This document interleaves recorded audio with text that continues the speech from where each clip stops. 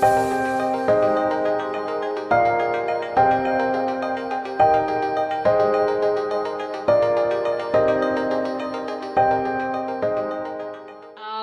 welcome, and wonderful to have so many people registered. It's just really great to be able to connect with you. This is my first ever webinar that I've run, so apologies if I mess up technically. Hopefully Craig and I have ironed it all out. Now, because I got 70 people registered, I got a lot of questions. I have organised them in such a way that I think I will get through them all in the 40 minutes, but if I don't worry. I will promise to answer them either via an email afterwards, or I'll record my answer as a podcast, or I might even save it till the next month's webinar if it's not an urgent thing, but I will try to get through everything. So let's first just sort of wave and let me know that you can all hear me and you're all on board. Great. Lovely. Hello, hello.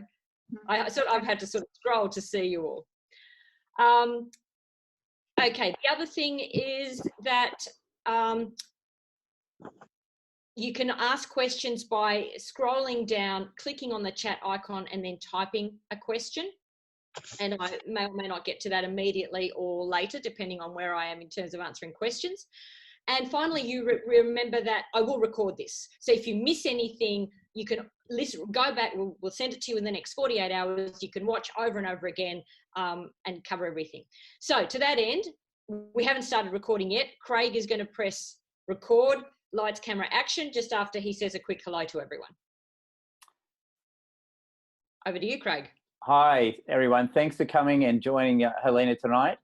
This is our first webinar, and everybody looks like they're very excited, so that's awesome. So we're going to start recording, and I'll be on mute as well. Enjoy the webinar, and we hope that it goes as smooth as we planned. Enjoy. Over to you. Thank you. Okay, so we're recording. So I got the majority of questions I got were along the lines of, and I've got it typed up in the corner of my screen just to make sure I get through all the questions. I couldn't memorize all the questions. How do I stay on track? How do I stop getting stuck? How do I stop the weight creeping back on? How do I not lose focus on health and body fat reduction? And a common theme, so this is like 5 questions I'm going to answer in one. I always feel like I have other more high priority things to do, and my time is a big issue. It seems like unless I get more instant, obvious, quicker results or impacts, then it feels like a waste of time and a waste of effort. So to answer those questions, I need to wind back and ask you to ask yourself 2 questions.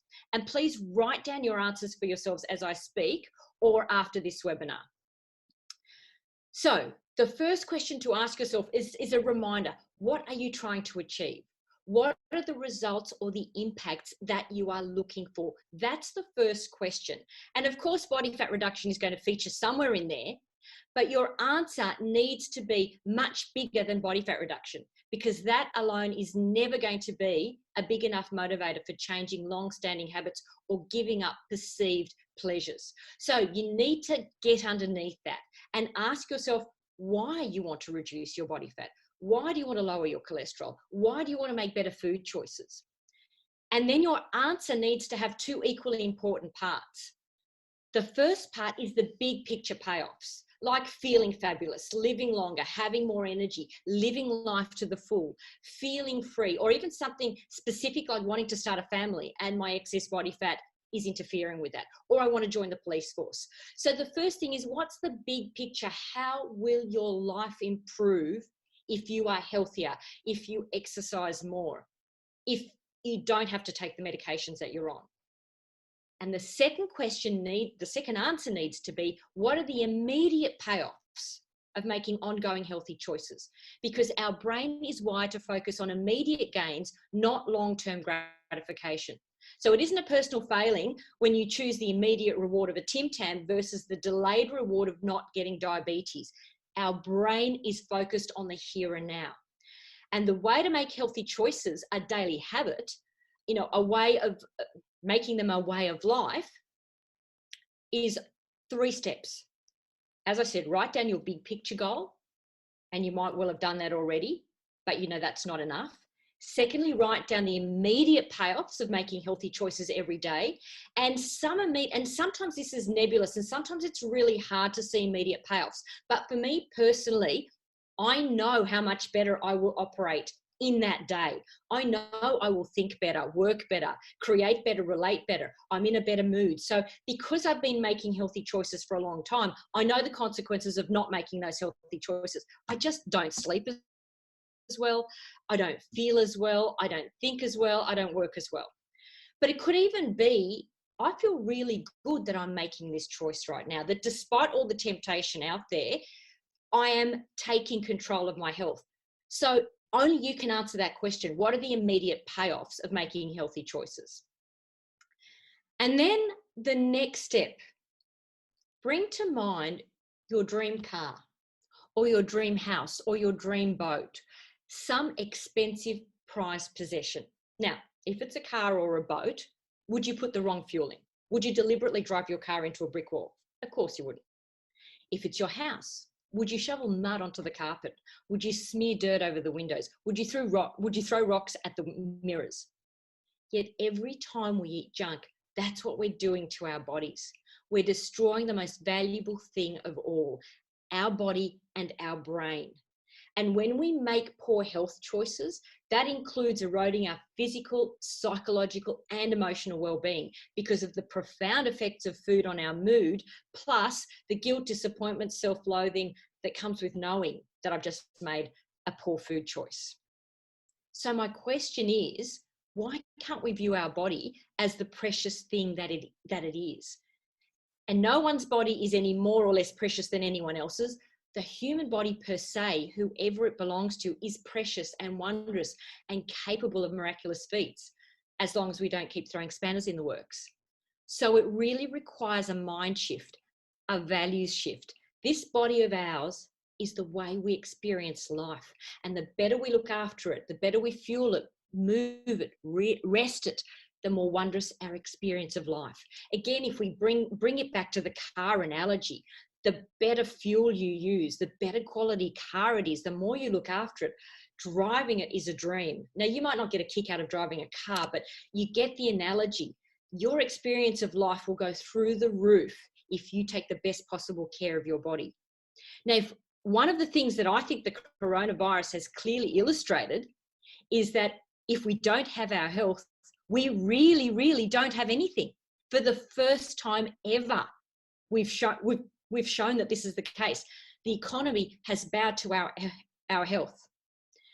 But wait for this. Last year in the journal Lancet, which is a highly, highly reputable medical journal, researchers looked at people's eating habits across 195 countries to estimate how much poor diet contributed to death rate.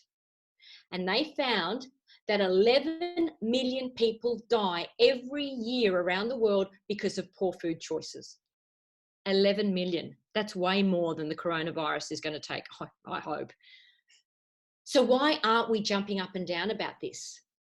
Firstly, because it's not in our face. It's not reported. You don't hear reports every day about how many people per day have died because of poor food choices. And secondly, it takes much longer to die from a poor food choice than it does from getting the coronavirus if you get a really severe bout of it. So ultimately, it's because the world values profit over health, unless the threat to our health is immediate and threatens to bring down the health system like the coronavirus. So to recap, the 3 things that will keep you on track, write down the big picture payoffs of looking after your health. Write down the immediate payoffs of making healthy choices, and really try to view your body as the wondrous, amazing possession that it is, and that through it, you can have the most miraculous experience of life. So the next question, by the way, how are we going? Can I have a little show of response? Is this on track to what you wanted to know? Okay, good. The next question is, how do I manage the sense of overwhelm and all the things I need to do? I don't sort of really know what to start. Is it quality of food? Is it quantity of food? Is it exercise? Is it habits? Start by focusing on 2 things. 1, the quality of what you eat, and 2, the quantity of what you eat. And the good news is you only have to focus on the quality. My experience with the hundreds of people I've worked with is the quality of what we eat so very much determines the quantity of what we eat. So the quality is far more important. And what do I mean by quality of food? It's about eating more of the good stuff and eating less of the bad stuff. And by good stuff, I mean things that build up our health, bad stuff, things that erode our health.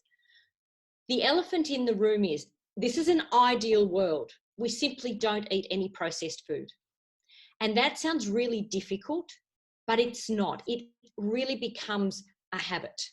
So firstly, let's focus on what we can eat more of, because that's a little less difficult. So what the bottom line, and there was another question which answers this question: what does a plant-based whole food diet mean? Exactly that. Basing your diet on a whole lot of plant foods that have been unprocessed, unrefined, and in their natural state. And it doesn't mean exclusively plants. It means focus on plants more than focus on animal foods. I have no problem with animal products whatsoever. But by far and away, the biggest factor missing from our diets is fiber. Probably centuries ago, you know, cavemen and the real paleo person would have eaten 100 grams of fiber a day. Now, if we tried that now, the average American probably eats 10 to 15 grams of fiber a day, 1/10 of that. The average Australian might get up to 20. Ideally, health recommendations are 30 to 40, which is still only a third of what cavemen used to eat.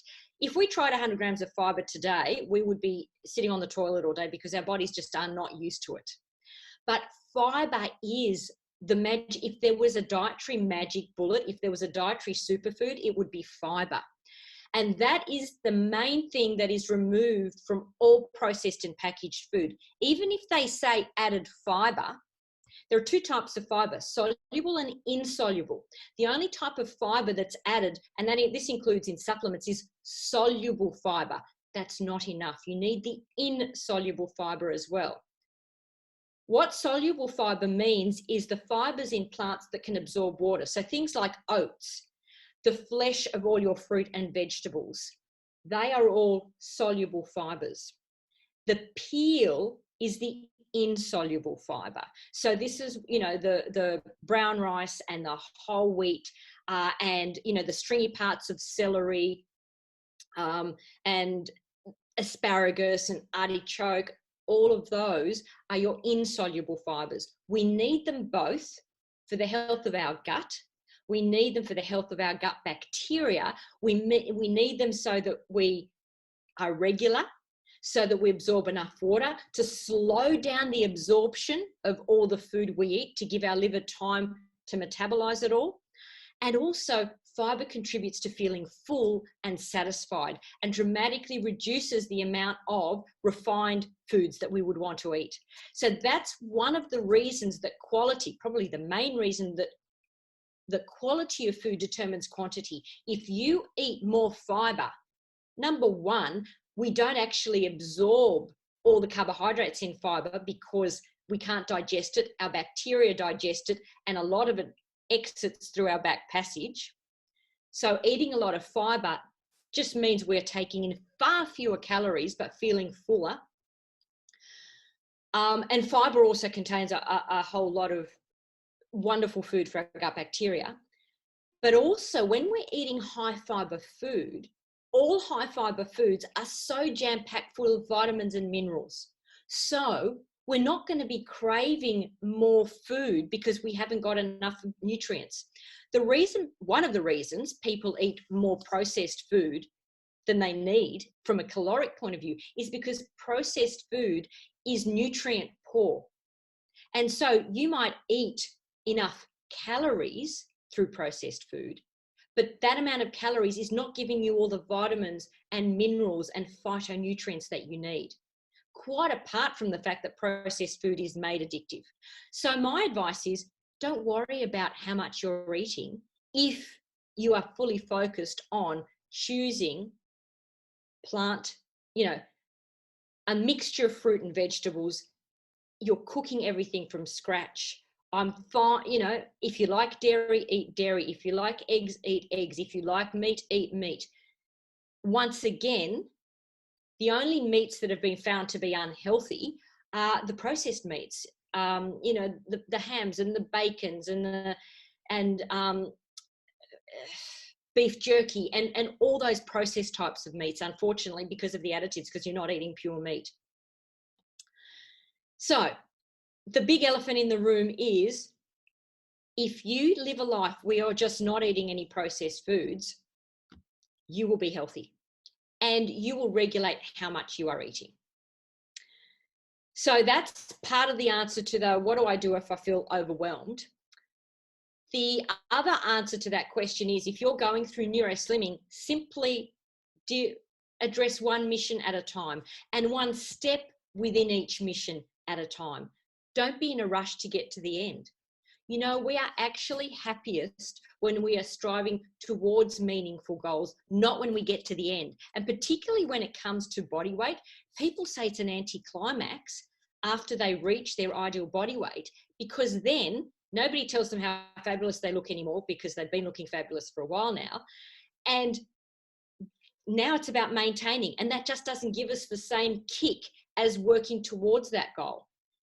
So that's why we need to make healthy choices intrinsically rewarding, and keep reminding us that it is a victory every time you have a day and you've made healthy choices. So make your goal being on mission, not attaining the end result, because that is the goal, to stay on mission for the rest of your life. Okay, and the other thing, the other half of the equation obviously is physical exercise. Just start small and build up. And you know, my favorite is doing those 3 sits, sprint interval training, 3 times a day, 30 seconds before each meal. Just make it a habit. And if you can't go full on, doesn't matter. Just do 30 seconds of light running up and down, and build up, make it more and more intense with time. And then the key to physical exercise is finding something you enjoy. And now is your opportunity to explore all the online options. I know Daniela Ackery, for those who did the retreat with her, offers some online programs. Second Nature Fitness is her website, or just Google Daniela Ackery. She doesn't know, I didn't plan on making this plug, but I just know she's doing it, and there are a whole lot of people doing it. So go online, find stuff that you enjoy. Even physical, you know, housework, climbing up and down stairs and ladders, you know, just if you've got stairs in your house, run up and down them. Put on music and just dance around your house. The key to physical exercise is to enjoy it, because if you're not enjoying it, the cortisol you produce actually erodes some of the benefits, certainly to your brain, and you won't sustain it. Okay. Next question was, how do I read food labels? Now, I'm going to be facetious and say, choose food that doesn't have labels, because that is what is intrinsically food. If food has a label, likelihood it is just not going to be, it's going to be processed, and it's going to have something in it that we don't want in our bodies. However, it's not always possible. I will give you, I was so excited. I couldn't believe when I finally found tuna in olive oil. I mean, tuna in spring water is fine, but tuna in pure olive oil, not in olive oil blend. All this has in it, so I have to take my glasses off to read, is yellowfin tuna, olive oil, water, salt. It's the only, and it's, you know, Woolworths home brand. This is the only tuna or tuna in spring water that I will buy, because be very careful. The first rule of reading food labels is completely and utterly ignore the front, and especially ignore the health star rating. This one happens to be 4.5 and they've got it right, but most food star ratings are complete nonsense. So ignore food star ratings, ignore all the low sugar, low fat, low salt, this is really healthy, this will give you all the energy in the world, ads on the front of any packet. Absolutely and utterly ignore the front of packets of food, because it's all marketing, and most of it is really, it's outright lies, and I really don't know how they get away with it. Let me give you an example of a more complex thing that people often want to eat, and how to read the food label. Ignore the front. Even though it says low sugar granola, if it's more than 3% sugar, that is not the definition of low sugar. Again, I don't know how they got away with it. However, 5% is still better than a lot of the mueslis and granolas out there. But the message here is ignore the front, go straight to the back. Ignore all the beautiful stuff about, you know, Jordan's family having come up with this product. Ignore all the hype except the nutrition information panel, that little box with all the numbers. So look at that and look at the actual ingredients. So I'm going to read out the ingredients here and then we'll go and I'll go good, bad, good, bad. Okay. Ingredients: whole grain oat flakes, good, because it's got to say, you know, whole grain. Barley flakes, good. Chicory root fiber, good. Sliced and whole almonds, good. Sunflower oil, not good. It does depend whether it's the high oleic sunflower oil, which would be good. This doesn't specify, which tells me it probably isn't the high oleic sunflower oil, because if it is the high oleic sunflower oil, they will show off about it and have it splattered all over the packet. And I'll get back to sunflower oil in a moment. Freeze-dried sliced cherries. If they're whole cherries, that's not too bad. I don't like the fact that they're dried because they're concentrated sugar, but you could do a lot worse. Desiccated coconut, fine. Sunflower seeds, fine. Natural flavoring, I don't know. I don't know what that means. So there are two questionable things here, the sunflower oil and natural flavoring. What's wrong with sunflower oil? And then I'll get back to the numbers down the bottom. Sunflower oil is what's labeled as a vegetable oil. Now, there are no such things as vegetable oils. And all those things that we were taught in medical school, get everyone to eat vegetable oils, the polyunsaturated vegetable oils, we got that completely wrong. Vegetable oils do not exist. Anything that calls itself a vegetable oil is a highly processed seed oil. For instance, sunflower oil, it's seed oil. Safflower oil, canola oil, which is rapeseed oil, rice bran oil, which is the seed oil, corn oil, soybean oil, cottonseed oil, they are all seed oils. What's wrong with them? They are very high in omega-6 fatty acids, which cause inflammation throughout the body.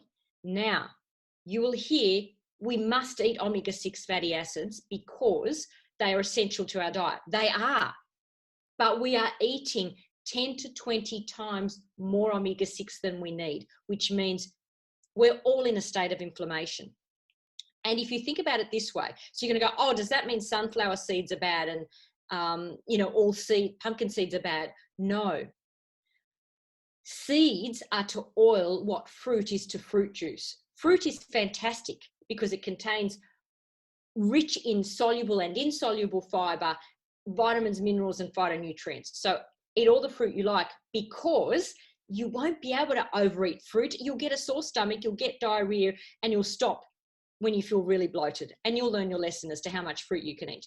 But when it comes to a juice, you've removed the fiber. Even if it's one of those bullet things that retains the fiber, it pulverizes the insoluble fiber, so you don't get the slowing down of the absorption that you should get.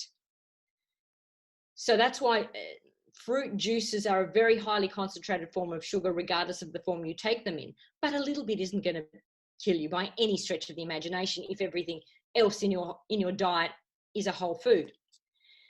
Seeds, similarly, are rich in phytonutrients and fiber. So, and you're not going to sit there eating bucket loads of sunflower seeds. You're going to sprinkle them on your salad. So eating seeds whole, sprinkled in your salad or baked in your home-baked bread, that's fine. But eating them as oils is not fine, especially if you heat them. The last thing you want to do is heat your omega-6 oils because they convert into toxic aldehydes, which are carcinogenic. And one of the reasons we have so much cancer is too much omega-6 fatty acids. Now, the reason people aren't jumping up and down about this is because it doesn't kill you straight away. It kills you over the course of decades, just like cigarettes do. So the problem is all processed foods with any oil in them is going to be polyunsaturated omega-6 oils. And they're going to have polyunsaturated splattered on the front and the back as though it were a good thing. And it's not a good thing. It's only a good thing if it's omega-3, which it won't be, because omega-3 is too expensive. All right, getting back to this nutrition panel. What do you want to look at? Protein, it's a good thing. So you want more protein. Fat, they've broken it down. Saturated fat is not a bad thing. We were taught it was in medical school. We now realize that it doesn't actually contribute to poor health. I'm not saying eat bucket loads of it, but in the quantities that you would eat in a piece of meat or in a whole food, it's not going to harm you. Trans fats, you want 0. This has 0.1, less than 0.1 grams. Not ideal, but it's not very much. Polyunsaturated, unfortunately, they don't break it up. 1.4 grams. You can assume that's all omega-6. And I wouldn't want you to have more than 3 grams of omega-6 a day. So this is already half your daily dose of omega-6.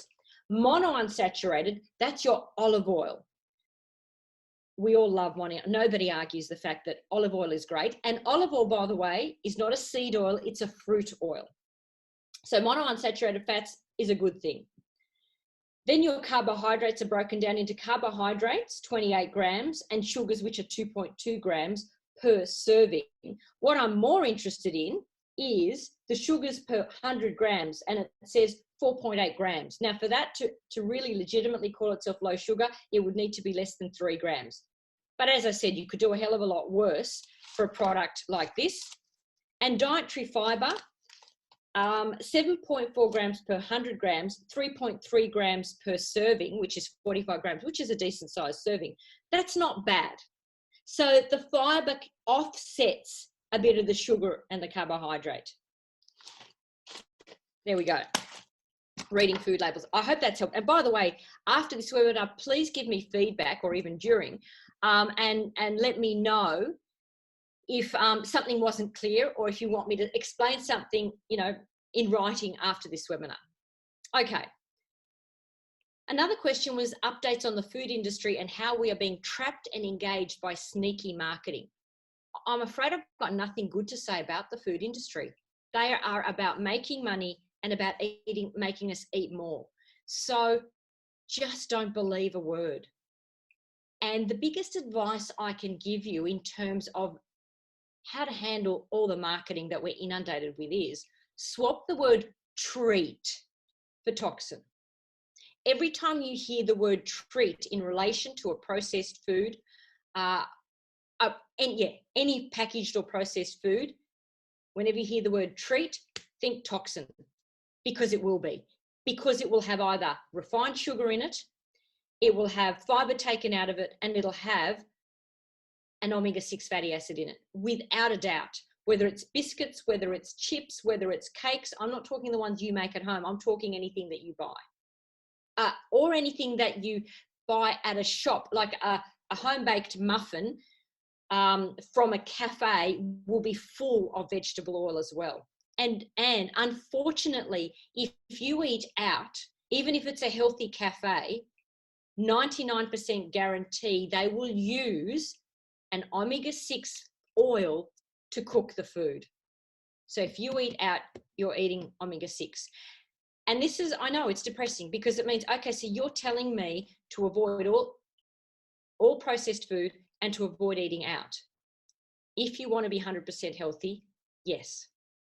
However, you can also ask your local cafe, what do they use for oils? You can also tell them, would you mind grilling my whatever it is in olive oil or butter or lard or coconut oil, and see if they've got them.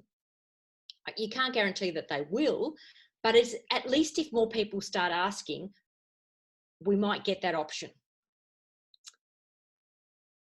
So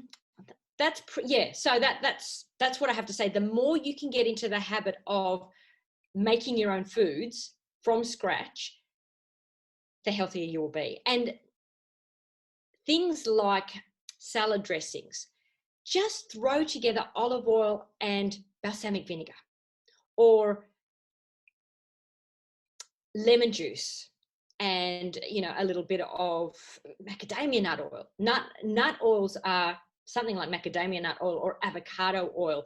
They're also healthy oils. The avocado has a lot of monounsaturated as well. Slowly but surely, so that you don't feel overwhelmed, tackle one processed food in your cupboard at a time. Sort of read the back and see, eliminate the ones with the highest sugar and the highest omega-6 polyunsaturated oils first, and work your way through, seeing how you can substitute for healthier things that you can make at home. And if you've got questions on that, ask me, you know, how you can substitute salad dressings and sauces and things at home. Okay. Then I had a question about, how do I manage borderline high cholesterol with diet and exercise? The answer is this, and then there was another question, similarly, how do I manage inflammation, insulin resistance, arthritis, fatigue, diverticulitis, digestive issues? The answer is the same and in this order. 1, reduce sugar and keep it to less than, ideally 6 teaspoons a day if you're a woman, ideally less than 8 if you're a man, and the less the better, which means less than 4 grams of sugar a day. And you'll know that now from reading the back of the pack, how many grams of sugar. Sorry, less than 1 teaspoon. Sorry about that. Let me backtrack. 1 teaspoon is 4 grams. So for a woman, 6 times 4, less than 24 grams of sugar a day. And for a man, 8 times 4, less than 32 grams of sugar a day. But as I said, the less the better. So reduce your sugar, reduce your alcohol. The guidelines are now no more than 1 standard drink a day for everybody, male or female. It used to be men can get away with 2 a day, women can get away with 1.5 a day. The more we learn about alcohol, and the alcohol companies don't want you to know this, and there's a whole lot of pseudo-scientific research that's been funded by alcohol companies that'll tell you 2 a day is fine. What's the problem with alcohol? It's a carcinogen, particularly breast cancer. And it increases the load on our liver. It also increases inflammation in our body, and it's a source of unnecessary calories, and it leads to deposition of fat around our abdomen. So I'm not saying you can have to be a total teetotaler, but really 1 glass a day is the safe upper limit. So I'm talking ideal world. And so as not to feel overwhelmed, every little bit less of that you have, the healthier you will be. You don't have to eliminate everything at once. It's moving along a spectrum, you know, from unhealthy to ideal. Eliminate vegetable oils. So certainly don't cook with them, which I suspect none of you are, but try and eliminate them in the processed foods that you buy. Eat more fiber. And that just simply means more fruit, more vegetables, probably more vegetables first, more fruit second. And if you're buying fiber supplements, remember, no supplements have insoluble fiber. They can't make it.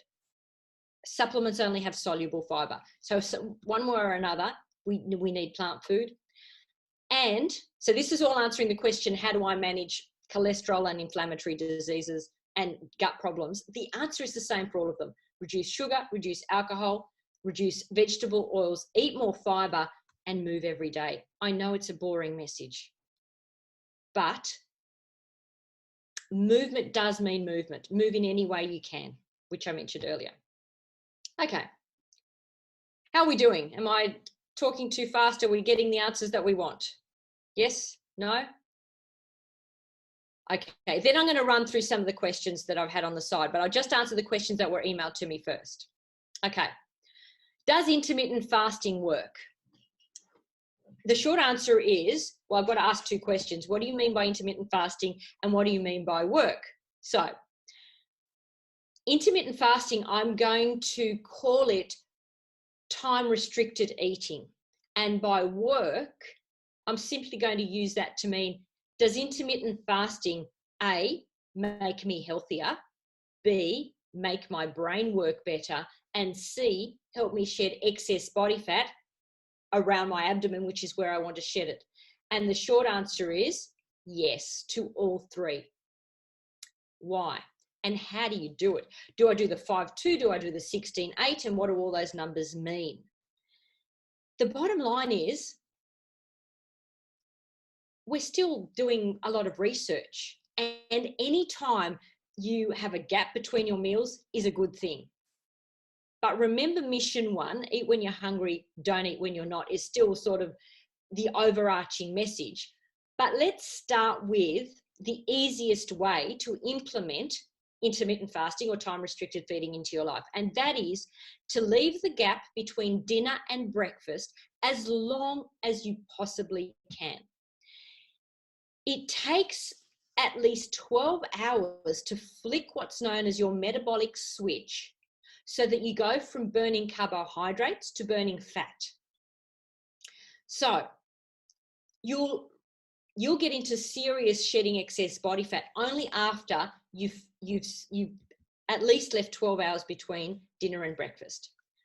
So this is a habit that is quite easy to get into. Start with, if at this point in time you're only leaving 8 hours between, say whatever it is, you're a shift worker or whatever, your last meal is at 10 p.m.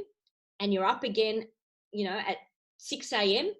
and you're hungry when you wake up, stretch it by a little bit. Stretch it by half an hour a week. Go from 8 to 8.5 hours. Just, eat a little bit earlier in the evening, eat a little bit later in the morning. Try and stretch it out as much as you can. So go from 8 to 9 to 12 to 13 to 14 to 16 hours. I find 16 hours difficult just from a lifestyle point of view, but I do it sometimes. So 16 hours sometimes is a fantastic thing if you can manage it throughout, even just once a month. The bottom line is the more often you can lengthen that stretch between dinner and breakfast, the healthier you will be. It is the best way to detoxify your brain and eliminate amyloid and other toxic chemicals that build up in our brains. So aim for 12 hours a day, 12 hours of not eating a day, and stretch that to 16 hours if you can. That's the first thing. And let me just say that when they do this experiment on mice and they restrict their feeding to 8 hours and they feed them junk versus they allow them to eat the exact same junk over 12 or longer hours a day, the mice that eat the junk in fewer hours, even if it's exactly the same food in exactly the same amounts, they gain less body fat. Go figure. And it's just about the effect on our insulin and our metabolism. We don't store as much of the food as body fat. We eliminate more of it if we concentrate, we don't spread it out over a longer period of time. So that's one way of practicing intermittent fasting. The second way is to have only 2 or 3 meals a day and to leave, at least a 5-6 hour gap between meals. And so you have nothing except water between meals, so 5 to 6 hours. So you can still have, 3 meals a day with 5 hours between and have your 12 hours. Or another way is 1 or 2 days a week, you eat very few calories if that fits in with your lifestyle. And this is the 5-2 diet started by Michael Mosley. And that 5-2, 5 days a week, you eat whatever you want, however much you want. And 2 days a week, you're restricted to 500 calories a day for a woman, 600 calories a day for a man, which is not a lot of calories. And you can eat that in 1 or 2 meals. If that fits in with your lifestyle, go right ahead and do it. But it is arbitrary. You can do 6-1. 1 day a week, you eat half the calories that you usually eat. It really doesn't matter. Because we haven't, when I say that, it might matter, but we haven't got the science to back up the ideal way. The point is not to be eating grazing throughout the day. That's one of the worst pieces of advice we ever gave people, because if you're grazing throughout the day, you are constantly pumping out insulin. The more often you pump out insulin, the more likely you are to get diabetes. Now, I had a question too. What if I eat 3 good meals a day, but I really, really get hungry in the afternoon?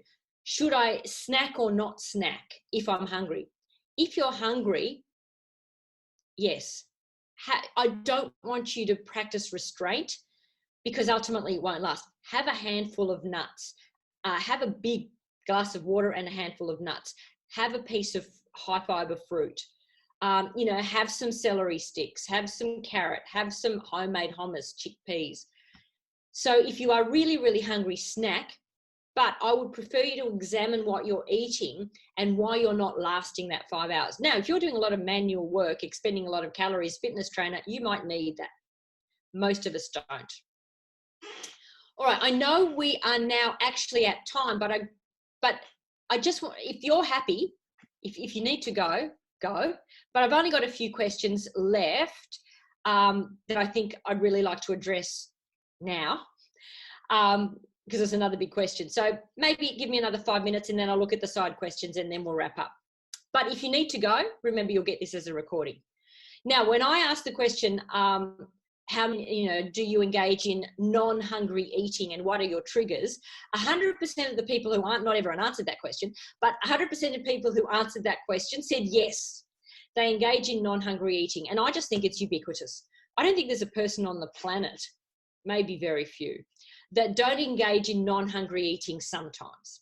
And I will just read you back everybody's triggers because they're universal.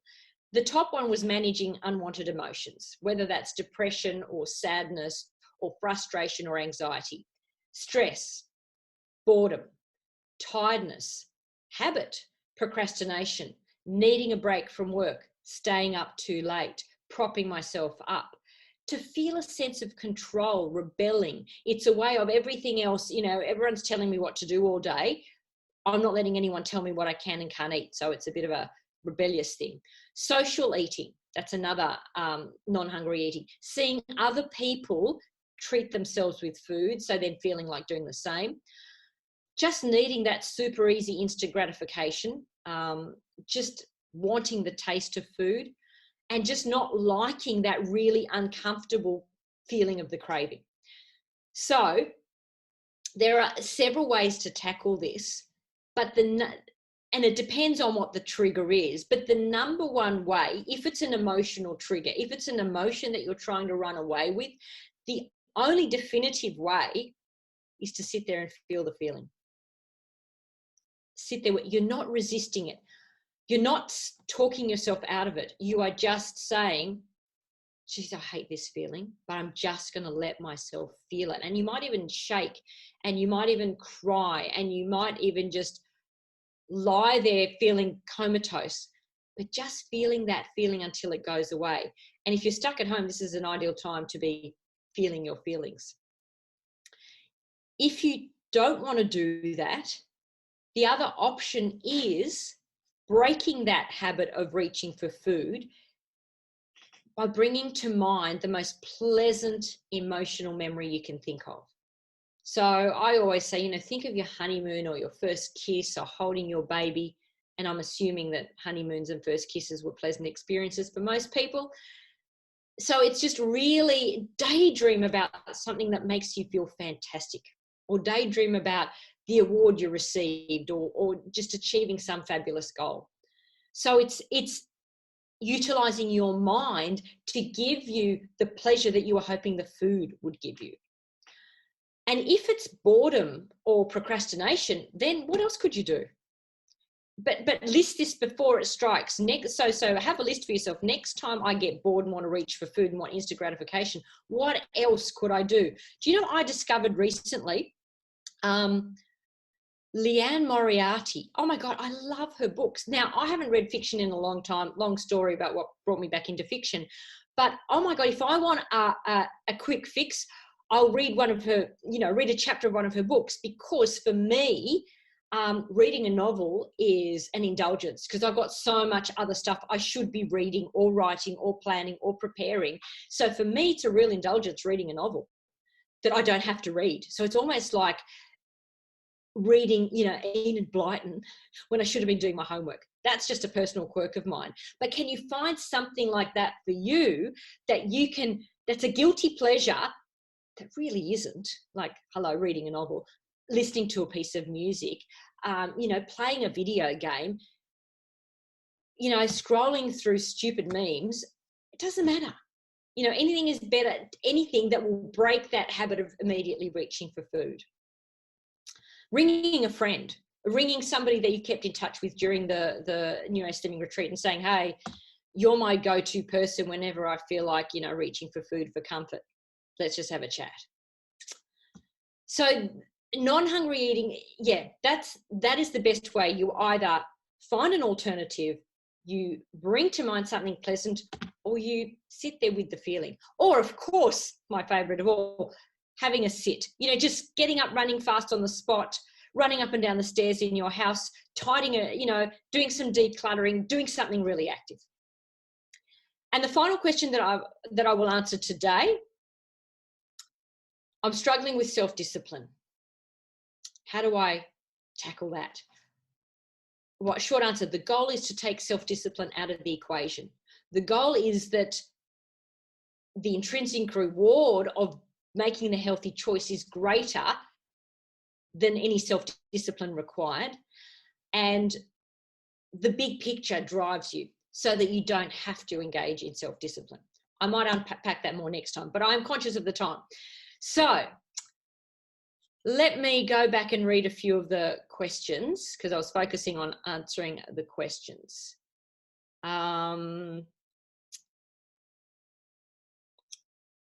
Okay, what about sesame oil? It is a seed oil. And okay, two things about sesame oil. It's delicious. I do have a bottle at home. I will never ever cook with it though. And because it's such a strong flavor, you only need, like, honestly, less than my thumbnail amount of sesame oil to bring out the flavor. So don't cook with it, but if you want it for flavor, because it burns really quickly and it'll convert to a toxic aldehyde. But because it's such a small amount, if you really love it, just put a drop in. You know, literally a drop into a dip, a homemade dip, is almost overpowering. So it's not ideal. I will send you an email with a little bit of a more breakdown. I'll look at the numbers, what percentage of, because no oil is pure omega-6 or pure omega-3 or very few things, or pure monounsaturated. Most oils are a mixture of all of them. So I'll send you down the breakdown for sesame oil. Okay. I'm postmenopausal, sitting 10 kilograms over where I'd like to be. Have been trying for a few years by various to reduce that number. Menopause is an issue in itself, so I might tackle that as a subject on its own. If you can park that for next month, but I will send you something in between to keep you going. Part 2, weight doesn't want to come off. I'm exercising more than ever. Shift worker.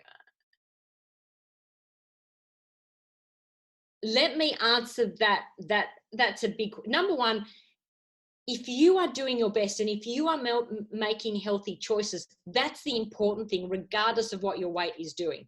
Secondly, patience. Number one, judge yourself. Don't judge yourself. But what I'm trying to say is the important thing is that you are exercising. Regardless of if you never lose a gram, if you never shed a gram of body fat, the fact that you're exercising every day is the best thing you can do for your health.